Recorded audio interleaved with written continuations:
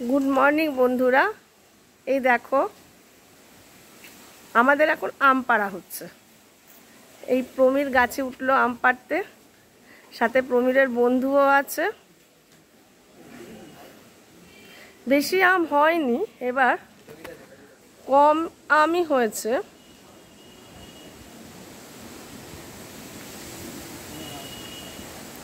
তাও যে কখানা আম আছে সে কখানা আম তো পেরে ফেলতে হবে না। এই দেখো এখান থেকে একটু দেখা যাচ্ছে, আর এখানে কখানা হয়েছে। এই যে প্রবীর উঠেছে আম পাড়তে।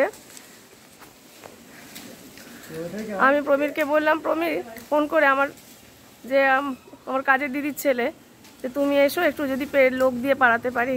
তো ও বললো দিদি কাকিমা আসছি। ঠিক আছে। ওর গাছের লগিটা না ভেঙে গেছিল, সেটাকে ঠিক করা হয়েছে। আমার শ্বশুরমশাইয়ের আমলের লগি ছিল একটা খুব সুন্দর, গাছের লগিটা ইয়ে হয়ে গেছিল, সেটাকে ঠিক করে এখন আম পাড়া হচ্ছে। এটা আমাদের বাগান, আমার শ্বশুর বাড়ির। প্রচুর আম হয়, প্রচুর আম পাড়া হয়। এবার তো কিছুই হয়নি, ওই 10-12খানা 12-14খানা হয়তো হয়েছে, তার পড়ে পড়ে নষ্ট হবে, তাই আমগুলো পাড়া হচ্ছে। এই যে পড়ছে আম।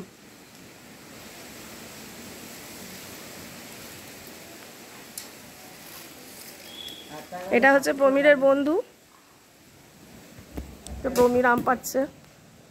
এই যে আম পড়লো।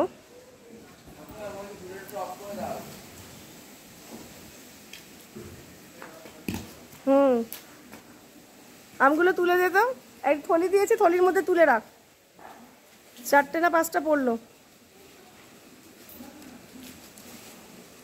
থলি দিয়েছি, দেখ।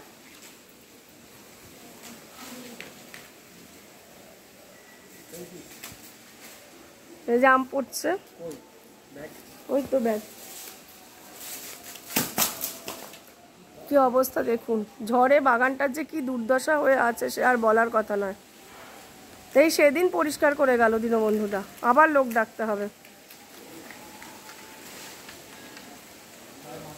এই যে প্রমিরের বন্ধু আমগুলো তুলছে।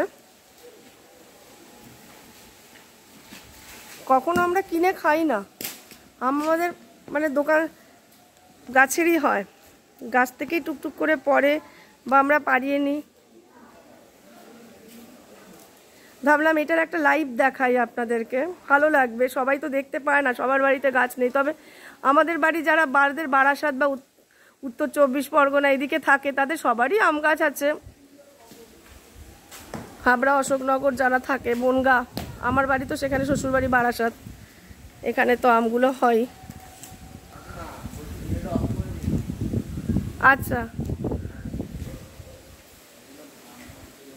তাই ভাবলাম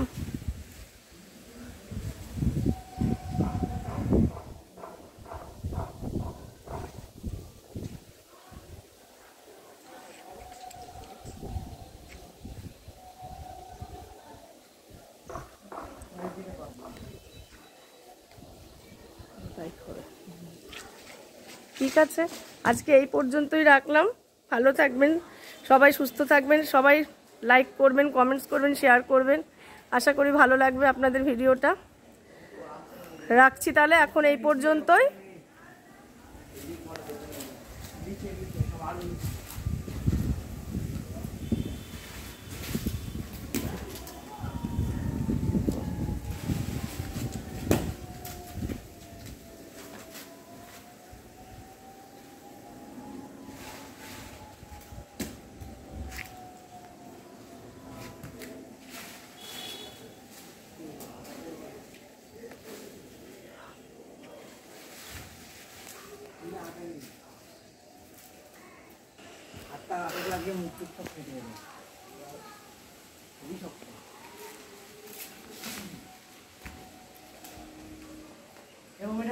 বলবি